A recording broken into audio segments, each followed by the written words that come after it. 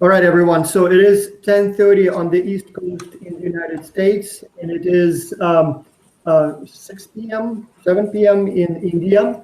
And we have a webinar, yet another webinar, this time with Runjhun Jewellery, and the owner of the company, the CEO of the company, Richi Maheshwari, right? Did I pronounce it correctly?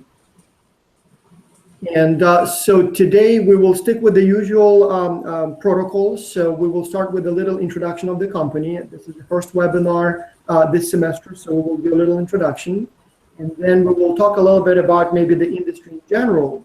But then we started receiving questions via email. So I would like to ask those questions on your behalf, and hopefully Rishi will be able to answer them. As well as you're most welcome to join us live here in the webinar room. So you have two links. You have one for watching the webinar on YouTube live, but there is also a longer link. And if you click on that one, you will be able to join us right here in the webinar. And you will be able to ask the questions yourself, or maybe engage in some discussion if you would like to. So you're welcome to do so. And obviously those who missed the webinar, the recording will be available so you can watch it later.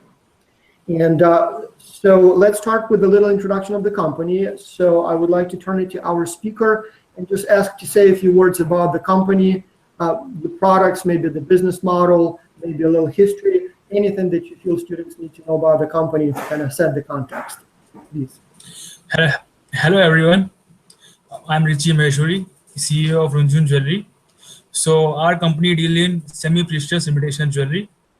The company was founded in 2008.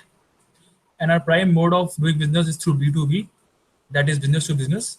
Currently, we are exporting to around 50 countries worldwide. We are exporting to North America, Europe, Southeast Asia, Australia. If we talk of countries, then it's USA and Canada in North America. In Europe, major countries are Germany, France, and the United Kingdom, Singapore and Malaysia in Southeast Asia, and even Bangladesh. We're getting a good business from Bangladesh also. And in addition to B2B, we also have our online store. It's by the name runjhunjewellery.com. There we have more than 1,000 products in 10 different categories. And our office is in Ramprastha Colony, which is in the Uttar Pradesh state of India. Perfect. And so could you maybe talk a little bit about your business model? You are basically an online store, but who are your customers? How does it work? As I understand, you primarily work with business to business, right? Or do you also work with end customers as well? As I said, our prime mode of doing business is through B2B, where we are export as a wholesale. We are providing the other businesses our jewelry where they sell to the end customers. But in addition, there's another mode of doing business, that is the online channel, where we are directly dealing with the customer. That comes under B2C. So we are like into B2B as well as B2C. So we are handling both the channels together.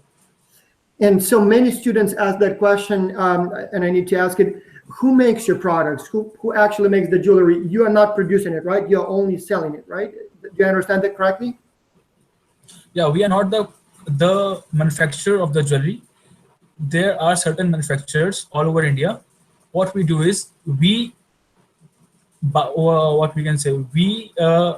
source jewelry from them, like we buy jewelry from them, and then we sell it to our channels. Also, a number of questions are about the product itself. How do you position yourself? So as I understand, jewelry is in general very expensive, but what kind of jewelry do you specialize in? So are you kind of on the high end, on the lower end of the prices, any particular items or product categories that you're mainly focusing on? See, jewelry is a very broad word. By jewelry, some people think of gold, silver, that is the material. But we deal into imitation jewelry. The main, what we can say, the main USP of this jewelry is it looks like a real gold jewelry, but it's not actually gold. It is made up of different material, like opposite corner. And in India, it's getting really famous these days, where people don't need to wear the real gold jewelry. Instead, they can wear this kind of fashion jewelry, or we can say designer jewelry, and it looks pretty good on them. So we are positioning ourselves as a designer jewelry company, which makes our value proposition is to make a woman more beautiful. Mm-hmm. So you're basically specializing on high quality, good looking products that are not necessarily using the most expensive precious materials. but they may be a little more affordable, right? And we are displaying the tradition of India through our jewelry. Makes sense. Makes perfect sense. There is a question: when you are selecting your suppliers, do you normally work with one big company, or you have multiple suppliers? And do you work directly with the producers, or do you work with wholesale resellers, so big traders? If we talk of our, we have contact with around 50 to 60 manufacturers all over India, Oh, where they are the manufacturers of our jewelry, and we select, but we select the most designer pieces which we think that they are a bit unique or different state, because in India there are 30 states, and each state has their prerequisite traditional jewelry, and what we do is we bring all those jewelry into one place, and there we give a customer a wide variety where they can't find it anywhere else. So I didn't realize you have so many suppliers. So that's quite a selection. And most of the producers are, I assume, in India, right? Or do you also buy products from other countries or resell products from other? We ship to other countries, but all our producers are in India only. Okay, that's very good to know. Now, moving on, and I was trying to group the questions by the report section, so this way it will be more logical. So I see that new questions are coming, and I apologize. I will be asking to those who are asking the questions, I will be asking them in a kind of logical sequence, not in the order in which they arrive. So if you ask a question, I do see it. It just I may get to some questions a little later, so don't get upset about that if you're watching the webinar. So first, a few questions about your competition. We have several questions where people ask to identify your competitors. Who do you consider your competitors? Are those other online stores, or are those more brick and mortar stores? So how would you position yourself in the competitive environment? If we talk of only India, then there are other brands which sell similar kind of jewelry, not exactly similar, but it's quite similar. If we talk of names, there's a site called voyla.com in the online space. It's spelled by VOYLLA. They sell a similar kind of jewelry to us, and there's another known as Carrot Lane. So these are our major competitors where they are currently like competing with us. In addition, there are major online stores like Amazon, Flipkart. They also have they also have a section of imitation jewelry. So as a consumer, when I want to buy a jewelry, I will prefer a major brand like Amazon than us, as we don't have a brand recall as of now, because it was founded in 2008. So we are just a startup. So customers need to have a trust on us. So they are a major competitor. They are various competitors of different space. Now, several students ask about your strengths versus and weaknesses versus your competition. So if you had to tell your customers or I don't know, students, what would you consider your strength? What are the advantages that you have over other competitors? What would you say to that? Sure. If you talk of strength of Runjhun Jewellery, then its jewelry is pretty unique, and it's difficult to find the same kind of jewelry on another websites, or you can say on another stores. If you go through our website and you see the collection, you see the variety, and you see the different size we are giving our customers, it is very difficult to get those kind of designs on other stores. So this is a major strength. Where if for example, if a woman wants to wear a traditional jewelry, then she should first look at Runjhun Jewellery to go anywhere else. So this is a major strength where we are what we can say, we are giving them the traditional jewelry of India. Okay, that's good to know. There is one question that I forgot to ask, but it's an interesting one. Do you only sell jewelry for women, or do you also have jewelry for men or maybe children? To answer this question, generally, if you talk about jewelry, then it's women who who you can have a jewelry for men, you can have jewelry for children, but it's not that into business. You're like, and end of the day, every business needs to have the profit. So for men and children, we can think in after some time in the long term, but right now we're focusing only on women to make women more beautiful.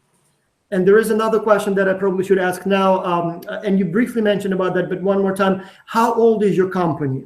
How many years? Company was founded in 2008, so it's been 8 years we are 8 working years. And it's always been with an Runjhun. online store, or did you try maybe a brick and mortar first and then moved online? A brick and mortar was never our in the So- strategy. We were just focusing on B2B and online. Okay, okay. Now, talking about the markets, we have lots of questions where students ask about I assume you're interested or would be willing to sell to any country on this planet as long as they're willing to pay. But other particular countries that you are most interested in? As a business person, I am willing to sell my jewelry to Right. any consumer who wants to buy it. But there are certain economic and political situations of a particular business or particular country where you work in, where there are restrictions on the online in the international trade. For example, as in India, we can't sell a jewelry to countries like Pakistan, where India generally have very stressed Oh, so there is relationship with, actually a restriction on shipping the products across the border to Pakistan. because Yeah. because both the countries have very serious Right. relationship. So you can't. So there is a lot of restrictions, and you can't ship your products to countries like Pakistan. And I guess North Korea is another country Iran, where there is. you. Yeah. So so I think around there are a few countries where there is a political restriction for us to ship our jewelry to those countries. Otherwise, we don't have any problem as far as our customers are liking it. Yeah, makes perfect sense. In terms of the markets where you already operate, which ones look the most promising to you? Which ones look like the markets where the most sales will be happening in the coming years? See, if we talk of last year, then the Indians living in America are really liking our jewelry. And the reason for this is, I guess, these products are not available very easily. And from us, they can get this jewelry in a very convenient manner, and also it is cost effective. So it's like where there is a great demand of our jewelry for Indians living in USA, Canada, as well as Europe. Now, there is one. So basically, Go ahead, please go ahead. I was just saying that our major proportion of business is coming from Indians who are residing outside India, and they are liking our jewelry as they don't get these kind of jewelries in their country. Now, there is a related question, and I'm not sure if you would have those statistics, but so do you know if the end consumers are usually people outside India, are usually people of Indian descent, or are those also local customers who just like the jewelry and buy it? And again, I'm not sure if you have those statistics, but there is a student asking about that. Sure, great. That's what I mentioned in the last question, that our major proportion of our business is coming from Indians who are living abroad, and they're this kind of jewelry which they used to wear in India, or which they see their mothers wearing in India, is not available to them. They are So then in that case, I guess the most promising countries would probably the ones with the large Indian immigrant population, like the United States, like Canada, I assume maybe some Middle Eastern countries. Would that be a fair assumption? See, the reason for this is for international customers, they are not used to wear this kind of jewelry, to be straight. Right. They don't. Every country has different culture, and maybe in their culture they are not used to wear this kind of traditional jewelry. Exactly. But in India, we guess there's in every household there is a tradition of wearing jewelry. Yeah, exactly. And it's coming from and it's coming from from the Eastern India. You can say 2,000, 3,000 years from back. So when it's a tradition, and when the people move out of India, they want to wear the jewelry where the mom used to wear. So this is our USP, where we are bringing them their childhood memories, or you can say where we are giving them the tradition which they used to have in India. Makes perfect sense. Yeah, that's a very good point. Now, talking about the entry mode, so when you are looking at other countries, are you interested only in exporting, so basically selling it to other businesses that will later retail the product, or would you also consider maybe opening your own subsidiary, perhaps even maybe having some sort of like a joint venture or maybe your own store?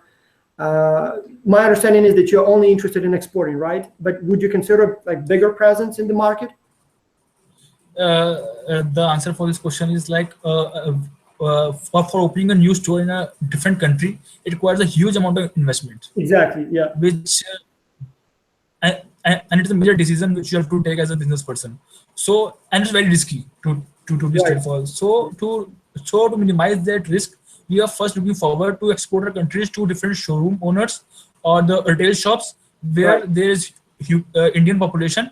So that we can see that where we are successful as a brand, where consumers are liking our brand, consumers are liking our jewelry, and then after all, and afterwards, if we see that there is a potential of our brand, then we can look forward to opening our store in the future time. Yeah. Now, one of the questions we ask of the students is to find 3 potential distributors or 3 potential businesses that can or might be interested in retailing your product. And so lots of students then ask, what would be those businesses? What kind of businesses should they try to approach with those questions? So would those be primarily jewelry stores in their location, or those could be other types of businesses that potentially can work with you? We are looking forward to jewelry stores, and then there is a specific jewelry stores. By jewelry, there is a real gold jewelry, real diamond jewelry, real silver jewelry. These Right. are not in our, this product is not our categories. In the major countries like USA, Canada, I think there must be some markets where there where Indian population is there, and where Indian population goes the most. So I guess there must be there's some shops selling fashion jewelry and imitation jewelry. So we're looking forward to those shop owners where we can present our jewelry, and we can have a collaboration with them so that we can enter into those markets. Yeah, yeah. Okay, that makes sense, right? Now, there are a number of questions about whether or not you have tried selling your products via Amazon, eBay, maybe AliExpress. Have you tried those channels at all? Did they work? We are on ebay.com, and we are getting a good amount of business from there. And the major consumers from eBay are the Indians living in America and Canada, and they used to purchase quite significantly. So we're getting good amount of business through ebay.com. I'm just curious. So on eBay, they just take a little percentage of the sales, right? So if you wanted to sell there, it's not like you have to have a major contract with them. You just list the products, and then No. How does it work with that? Can you explain to the students? I'm sure they have questions. Maybe somebody else wants to sell products. So what's the actual process with them? Business model for eBay is we have to open your account on eBay. Then you have to list your products, give the description of your products, and when a consumer purchases your product, eBay takes a certain amount as a fee, and they 5% or and the something. mode of payment. Probably Yeah. about 5% of the price. Yeah. Mm-hmm. And the mode of payment is through PayPal. PayPal is an online payment gateway where a person can pay, and we will get and in India we get the amount after the conversion of the currency. So it's a very hassle-free process of selling through eBay. And then the shipping, are there any problems with the shipping? Do you just put your products in envelopes or little boxes and send them? Or are there any other special requirements for that? Have you experienced any challenges with the actual, mailing the products? We have a good logistics team which take care of the packaging and shipping of the product. But yes, there are problems in shipping, there are problems in every business. So there are times where the delivery gets late due to some issue, or there's one problem where that if you're selling directly to a customer through eBay, and the customer is not pick the product.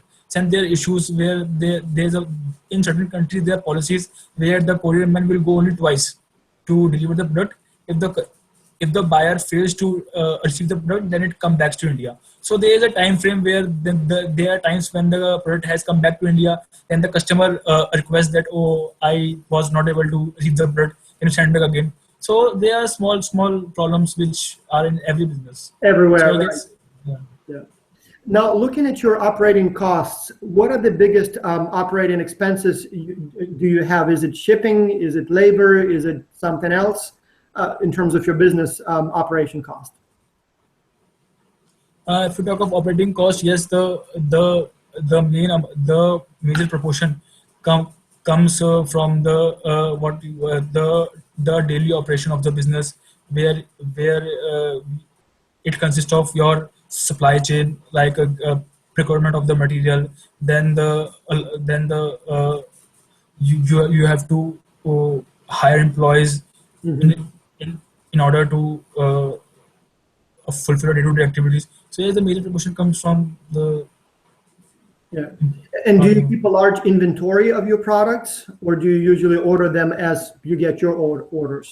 no, we maintain a good amount of inventory with us because uh, because suppose a wholesaler from different countries order us a large amount of, say, if they give us a big order, then it's not possible to manufacture those amount of jewelry in a short period of time. There are times when a person from Canada, say, ask for us to deliver in less than 10 days with the big inventory. So we have to maintain inventory uh, by us in order to fulfill the customer needs in time. Mhm. Makes So sense. Yeah. so yes, we have an inventory in our office. Okay. Okay. Makes sense. Now, when again going back to approaching local retailers, businesses that can work with you, what would be the viable minimum order where it makes sense to work with the business for you? So would it be I don't know, hundreds of dollars, thousands of dollars, tens of thousands of dollars? Is there a minimum that below which it wouldn't just make sense for you to even consider working with that business? Eh, right now, our focus is to enter into a new country and promote our brand. So when we're getting a new a B2B assignment, then we're not looking forward for a minimum amount. We just want to build a relationship and move forward. Gotcha. So I guess it. So it's like in a B2B, there's a rule that obviously if someone is dealing with us, then they will order minimum of, say, 50 quantities or 100 quantities. So I guess amount is not an issue. So as long as they're trying to willing to try, even if it's gonna be a small amount first, hopefully it will grow later, right? Yeah, our prime focus now is to build new relationships. Exactly, exactly. Yeah. Now, promotion and marketing, a number of questions about how do you currently advertise your product, how do you promote your product, and what are channels available to you in general? For online, the major social media networks like Facebook. Facebook is a pretty good a medium to advertise your brand. We have our Facebook page where I guess we have more than 30,000 likes, and we engage people through our Facebook page, and where we post our pictures of our jewelry regularly. And by the analysis, we are getting a very good response from our Facebook page, where customers are like from the Facebook page only they contact us and they say that we need this kind of jewelry. We saw a picture on Facebook. So Facebook is engaging the customers and it's giving us a very good response. That's a very good point. Yeah, I assume maybe can customers place, I don't know, maybe there are photos in that jewelry on your page. I mean, would that be available? I'm Yes, just curious. So they yes, can yeah, we post those pictures which are available. like maybe flash mob So or like, something. Yeah. yeah, so like for example, a person is sitting in America, he logs onto his Facebook and he saw Runjhun Jewellery, and by chance, say for example, if she's from India, then he remembers the old times, or yeah, or she remembers her mother, she uses the same kind of jewelry.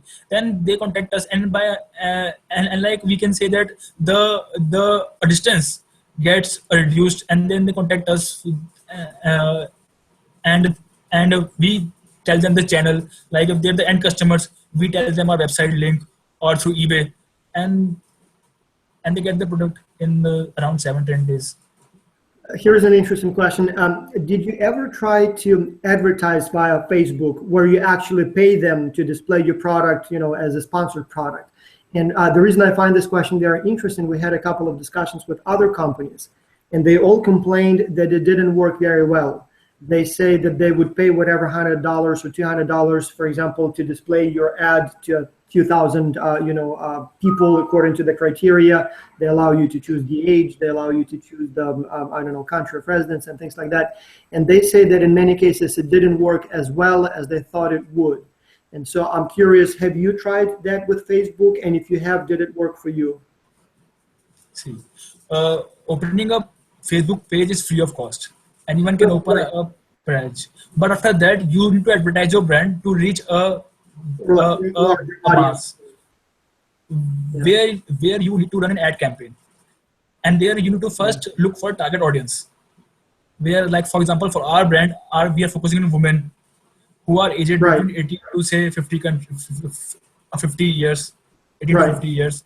And then in which country you need to run your ad campaign, at what time you need to run your ad campaign, at on what days you need to run our ad campaign. For example, for us, like the major festivals of India, that is Diwali, Yeah. they are a very good time for us to sell. So from the analysis of last 3 years of running an ad campaign, we are getting good response from the ad campaign. People say that we saw your brand on Facebook ad campaign, and from there we get to know that there's a brand called Runjhun Jewellery. They are doing very well in the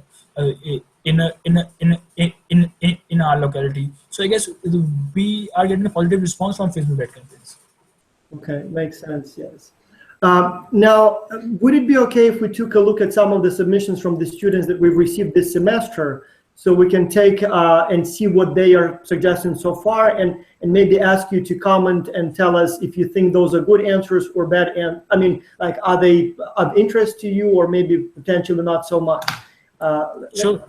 Let me see if I can share the screens. So I have two screens here connected to the computer, and so the first one, let me see if that will work. So now, can you see my screen? The words are not readable, I guess. You need to maximize Okay. the. Is it working now? The letters are really small, they're not readable. Not readable. Trying to enlarge it, but well, let me do it this way. Let me stop sharing the screen and maybe just give you some of the answers that I see here, and maybe ask you to comment on them. Like, for example, when students are talking about competition. In fact, if you give me just 1 second, let me see if I can find a nicer summary. Yeah, I have one here. Okay. So let me see if this will work, because I have a very nice summary. So this should be full screen now. Is it visible on your screen? Yeah, now it's visible. Okay, okay. So when we look, for example, at the report section 1, so most teams list these as your strengths. So one, you sell already in multiple countries, including the United States and Singapore. You have affordable prices. Pretty much everybody says that. You offer free shipping worldwide. I'm not sure if that's correct, but apparently. Yes. Okay, okay. And then you have beautiful products with high quality, and you offer a wide variety of the products. Is that a reasonable summary of your strength? Anything maybe was missed that you think should be added here? One major strength is that we are providing a unique jewelry which is not available in other sites. So, like, we are providing a kind of jewelry which is, as a customer, if I say, it's very difficult for me to find it from other known sites. That's a good point. So if people want something unique, something not generic, you may be one of a very few options, very few retailers that can offer those unique products. So yes. Not Walmart, it's something very specialized. Okay. Now, when they looked at your weaknesses, so what they said, or students, about 90% of the teams say that one of the restrictions is that you're primarily focused on the Indian culture jewelry, which obviously works very well for countries that have a large Indian immigrant population, but may not necessarily be appealing to countries where there is no connection to the Indian culture. Then website has... I should say that your weakness can be your strength. Right. Yes, we are focusing on the Indian culture jewelry, but it can be a strength where when an Indian wants a culture jewelry, they will only come to us. They will not go anywhere else. It's a strength, because if people need that specific product, that's exactly what you have. Now, website also, they say, has language barriers, a few teams, and I'm not sure what they meant by that. Is your website available in English? It is available in English, right? If I remember correctly. Yeah, in English, but I guess it is not available in other countries like Portuguese or French. So I guess English is the global language.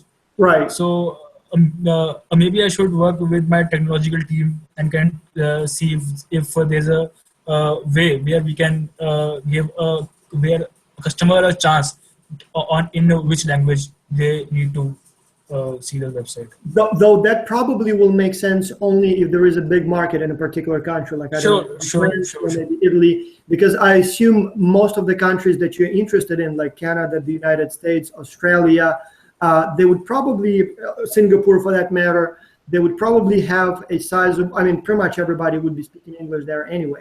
And then my understanding is that most of the Indian immigrants probably speak English no matter where they live, right? Like even if it's a person, like a family in France or Italy or I don't know, Iceland. My understanding is that most of them will still speak English just because English is one of the official languages in India. So I'm guessing that shouldn't be a problem. Is that a fair assessment? Actually, I haven't received a feedback from anyone where they said that they have some they said that language is a problem.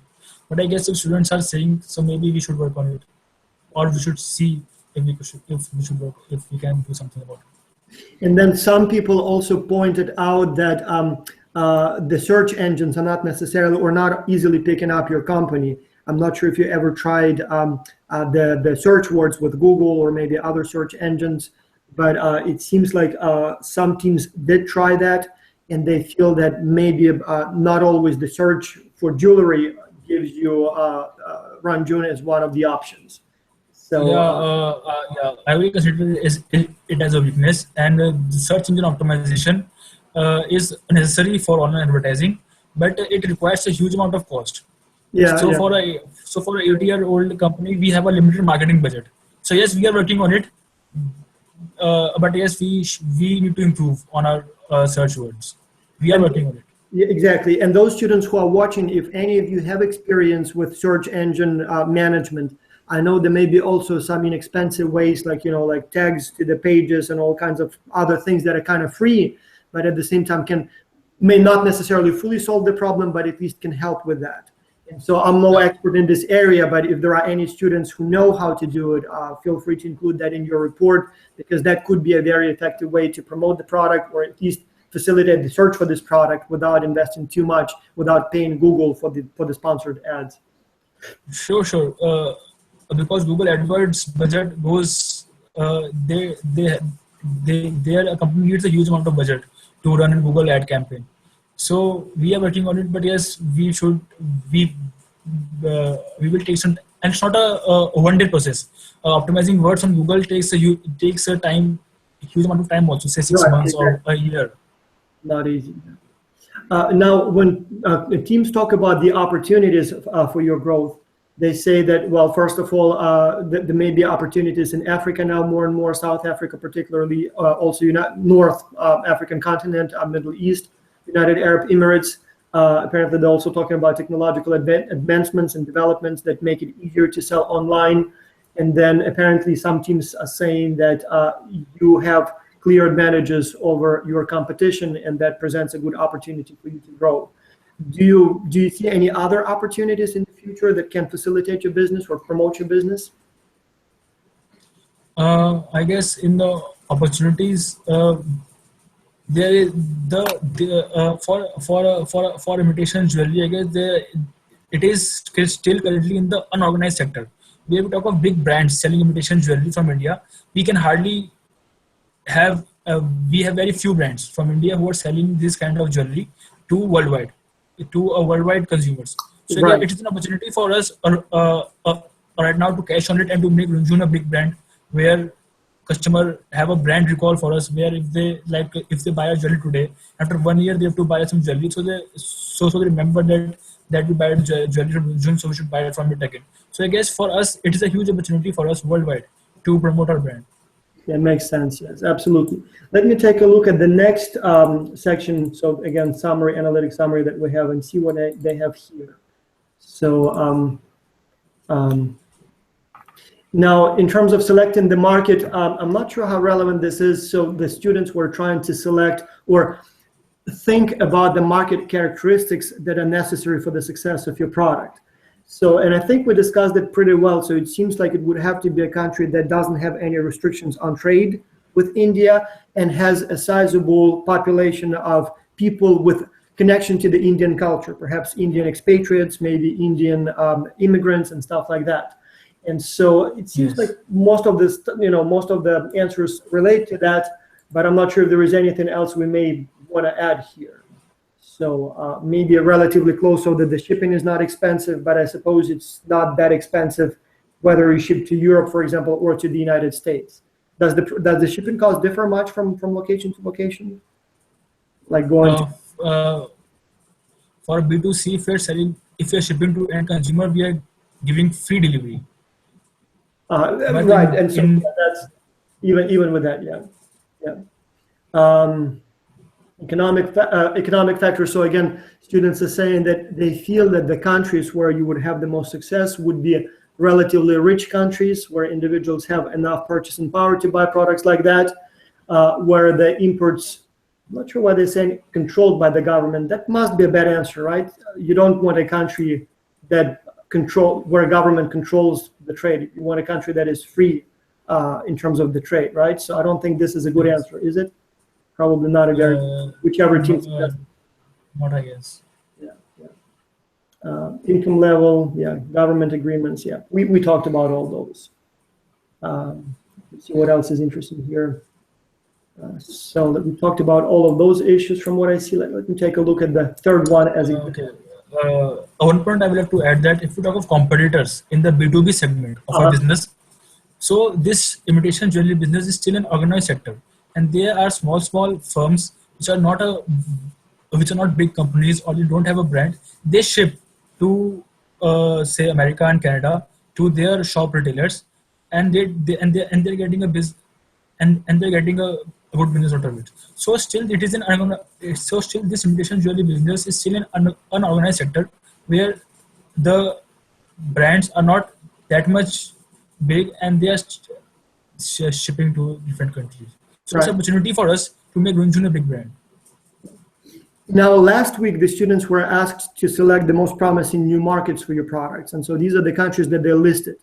Does this list make sense to you? Do you think some important countries may be omitted here? Like I right away do not see the United States on the list here, which is very strange. And I think that would be probably one of the most interesting markets. Are there any other markets that are not necessarily on the list and should be on the list? See, there are two ways of on this list. One is where we are already doing a good business with. Right. So I guess like we are already doing so like they are the opportunity for us. And if we talk about Brazil is written there on the second number of the list, and we haven't done business in Brazil. So I don't know like whether Brazil will be a good opportunity for us, because once you start a business, then only you realize where the consumers are liking your jewelry or not. And the other business operations like the delivery and all those things are in place. So I guess yes, if we are already doing good business in America, Canada, France is there, Germany is there, UK is there. One of the reasons we may see Brazil on this list is because in the early track that is now in progress, because the late track hasn't started yet, but the early track, about 20% of the students in the early track, so like many hundreds of students in the early track, are from Brazil.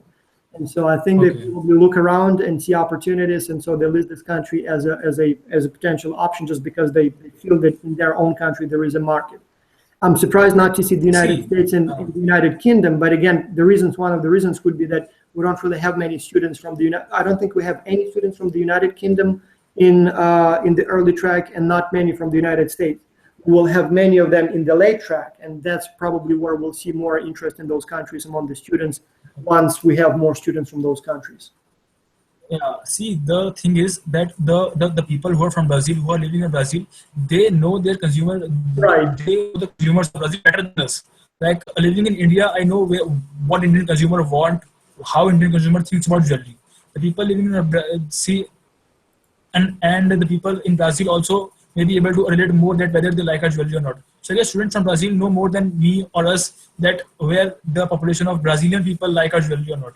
So I guess if they think that it is an emerging jewelry, and the people of Brazil prefer to buy our jewelry or not, from here we are looking forward to sell to Indians living abroad.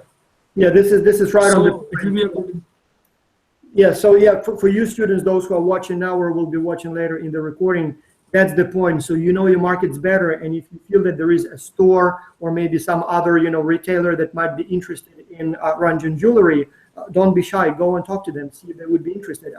They may say no, and in that case, you will know that maybe your hunch was wrong, and they may be interested. Who knows? So you know your market best, and we rely on you. As somebody said, it's like sending ants in all directions to look for food. If something's edible is available there, somebody will find it. Same thing here with you. We have thousands of the students, and you know your market's best. If you feel that there is a market for this product or any other product that participates in this culture this semester. So again, if you feel there is a market, do let us know, because we obviously cannot know about every country on this planet. Yeah. Now, we still have a few minutes, and I have a few personal questions from students, not related to the particular challenge that you presented, but more related to you as a businessman, as a person. So, for example, a couple of students asked how difficult it is to run a company. Is it very time demanding? Do you have any time left for your family? Would you share your experience here with us? See, there is a saying that you can only measure the depth of a river by entering into it. So, as most, nothing is impossible. Everybody knows. People can climb Mount Everest. So Yeah. it's like, when you think that you have to do something, then you will do something. So it's like getting to work without thinking of this attraction, whether it is easy or difficult. To do something, you will do something. That's it. So yes, it is tough. Indian policies are a bit stringent on the businesses. But as once you get into it, then you get the feel of it, and then you start enjoying it. If you don't know anything, everything is difficult. If someone doesn't know swimming, he will be very afraid of swimming or getting into the water. And like Michael Phelps knows swimming, and he wins Olympic medals. So it's like just getting into it and getting the work done. What is the biggest challenge you face as a business owner? It's the work-life balance. It's the biggest challenge, because you need to give time to your family also. Sometimes they get the back seat, and then they complain that you're not giving us time. So yes, there are some hard times. There are some good times. When your business is low, you get depressed, because there is a huge amount of cost involved in it. So your family takes a bad seat sometimes. But again, this is called life, where you need to balance all the aspects of your life and just move forward.